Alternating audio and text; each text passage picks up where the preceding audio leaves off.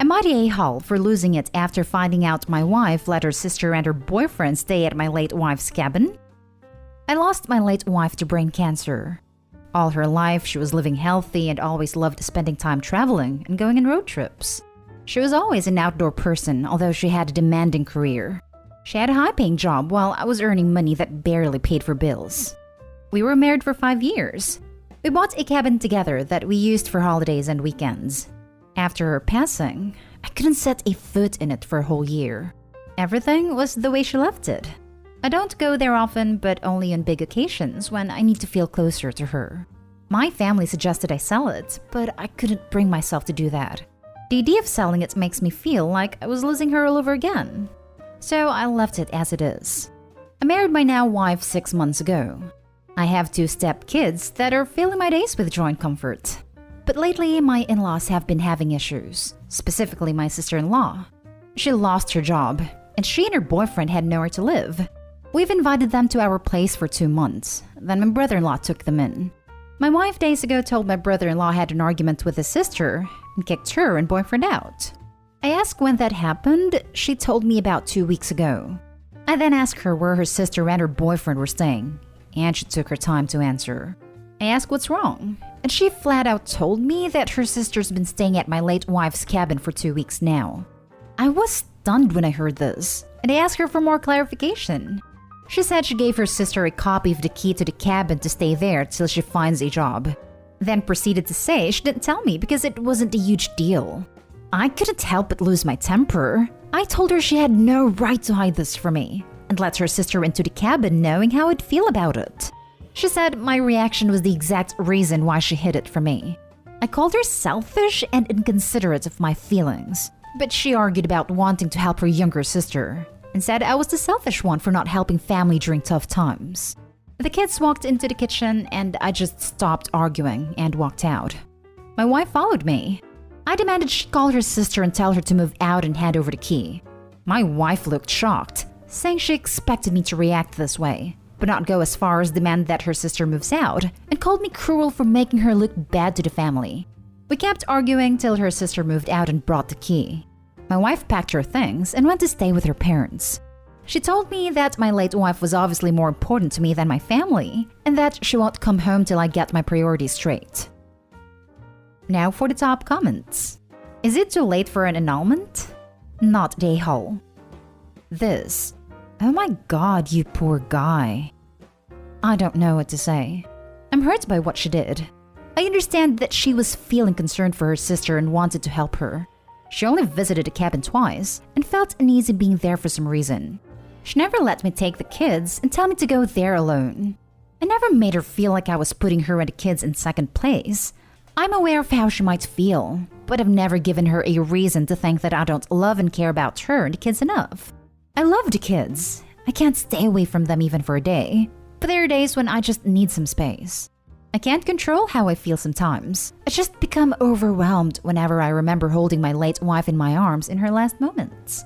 There was nothing I wanted more than having her back healthy and happy at the time, but all that was gone. Therapy helped me a lot. I learned to deal with some issues that affected my life negatively, but I still have moments where I just need space, and I'm sure that everybody does. My current wife doesn't understand that. What she did shook me despite her good intentions. I just couldn't help but feel hurt and violated. She didn't tell you because she knew it was a big deal.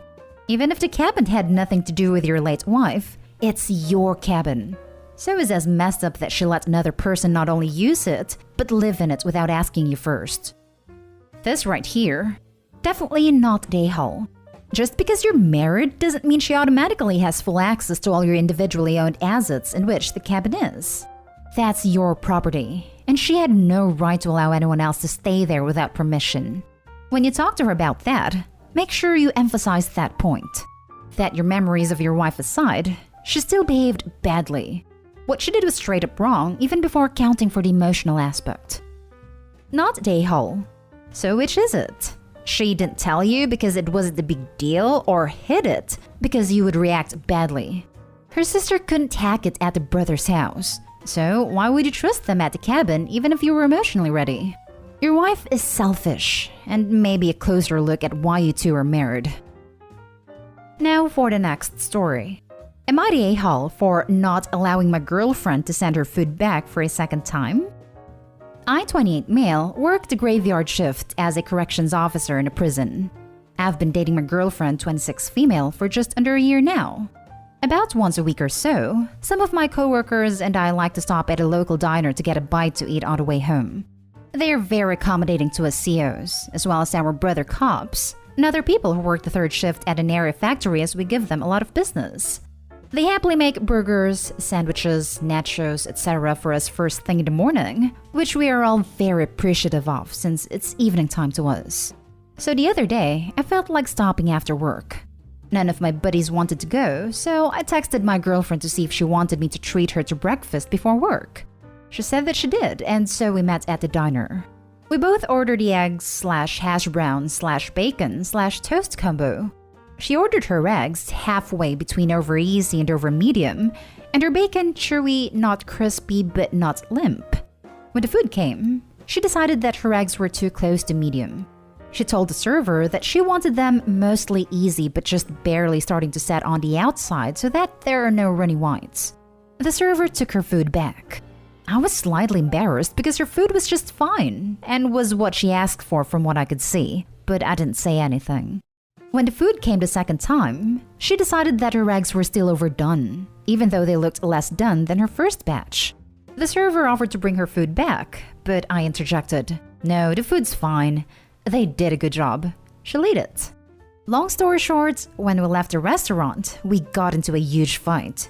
She had to work, so we didn't have much of a chance to discuss it. But when she came over later, she laid into me about how I had treated her like a child and said that I had no right to decide for her whether or not her order was right. She then accused me of caring more about the server than her and implied that I wanted to have an affair with her, which is crazy since she's at least 40 and I'm pretty sure married with kids.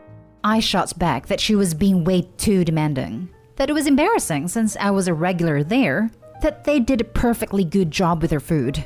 It wasn't as if she'd asked for over easy and they gave her scrambled, that it wasn't fair for the restaurant to lose money over her being so picky, etc. The way I see it, if you are going to ask someone else to cook your food, you have to give them at least a little leeway. But I can kind of understand what she meant when she said that I had treated her like a child. Am I the a-hole? Not the a-hole. And if she's that picky about her eggs, she shouldn't order them. It's very annoying to restaurant staff. Not the a-hole. I agree. I like my omelets a certain way and can't find anywhere that makes it that way. I don't order omelets unless at my hometown diner. She's expecting too much from a vague description of what she wants. Years ago, while working as a server, I had a lady order a chocolate shake and send it back because it had too much chocolate and she's allergic to it. She then demanded I make her another chocolate shake with only a little chocolate in it. She sent that back too. I read a server story about a woman who complained about her soda because she ordered it with ice on the bottom and it was floating on top. I'm going to go against the grain here and say a soft everyone sucks here. Here's why. Dude, I was embarrassed for you. What the heck is not crispy but not limp bacon? I totally get why you were uncomfortable with her demands. I was frustrated for the poor server and the cook. So she gets to be an a-hole in this situation, albeit not a huge one because she clearly has very particular feelings about her food. Maybe she needs to recalibrate her expectations of this sort of establishment? Or find a better way to communicate what she expects. Which brings me to you. I am going to give you a soft a-hole too because you did patronize her. Instead of cutting her off and overruling her, you should have just been honest. You could have said something like, "Babe, please, I'm a regular here and I really like these people. I feel like you're being too demanding and I'm embarrassed. I'm worried about it being awkward next time I visit." Something along those lines. Instead, you spoke over her and embarrassed her. A lose-lose situation. It's a little worrying that she went to the affair scenario. She sounds very anxious. Maybe there's something else on her mind? All in all, OP, this is hopefully just a learning experience for you both, and you enjoy many happy breakfasts together. Not the a-hole. She was treated like a child because of the way she was acting. I'd have been embarrassed too even if I wasn't a regular there. And then she randomly accuses you of wanting an affair. This is such odd behavior. Does she think it's normal to be that specific in restaurants? It's like something out of When Harry Met Sally. Next story is titled, Am I the a-hole for not canceling my plans when my boyfriend got sick? My boyfriend of 7 months texted me during the week to say that he was sick. Right away I went to the store and got him a bunch of stuff, cooked him a homemade meal, went to his place, and did my best to make him feel better.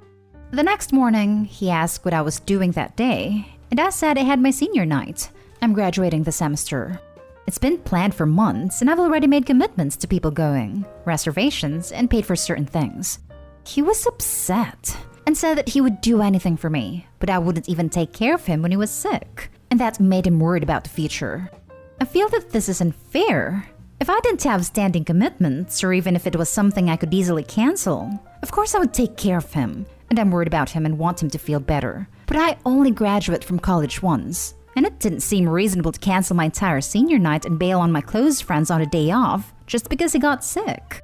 I think as an adult, he should be capable of taking care of himself for a night, considering it's just normal sickness, without relying on me to take care of him 24/7. This whole thing spiraled into an argument, and things have been weird since. This is my first serious relationship, and I honestly don't know what to think. We talked about it, and I would never expect someone to drop their whole life or cancel plans with others just because I happened to get sick. Maybe unless it was like a life-threatening illness or similar. I'm worried that he might have unrealistic expectations from the relationship, or else I'm just completely in the wrong here. Now for the top comments. Not the a-hole. You hooked him up with everything he'll need to survive one day without you. Your outlook is healthy. His isn't, and it's incredibly controlling. Honestly, out of the two of you, it's you who needs to worry about the future. What happens if you get a high-demand job? Can't call in sick if he gets the flu. What if you ever have kids together? Guess you have one more. He's a grown adult and should be more than able to not only take care of himself, but to also understand your obligations and why you shouldn't miss such a big moment in your life. This is your senior night, not some random Tuesday night out. Agreed. And even if it was just a random Tuesday night out with friends, he should be able to take care of himself for a night. Her world doesn't stop because he has the flu, although with COVID, of course, things are different with the required precautions. Given that this was an event that he ought to have been aware of and that is clearly a big deal, his behavior is childish at best and very manipulative at worst. Not the a-hole. The boyfriend sounds like he will die if he gets the flu while Opie is on a trip or away. He also sounds like a manipulative a-hole.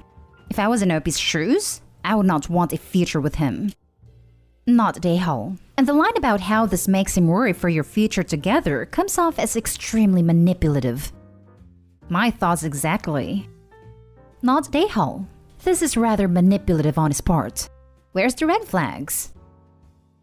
Now for the last story. Am I the a-hole for telling my husband I won't be taking care of his needs anymore and getting him a carer instead? Hear me out. I'm already dealing with issues because of this. My female 33, husband male 30, was injured in an accident at his uncle's farm because he and his cousin were doing pranks that ended up causing problems. He couldn't move on his own and is using crutches. I'm a pediatrician and work is too much while having to take care of my husband. I try to spend more time at home with him, but his requests never end. He keeps asking me to do simple things for him that I'm sure he's capable of doing, like getting him juice, bringing him his pack of smokes, making sandwiches, doing his laundry, charging his phone, etc. I told him I only help with stuff like bathing/feeding, etc., but I was getting overwhelmed and it affected my work.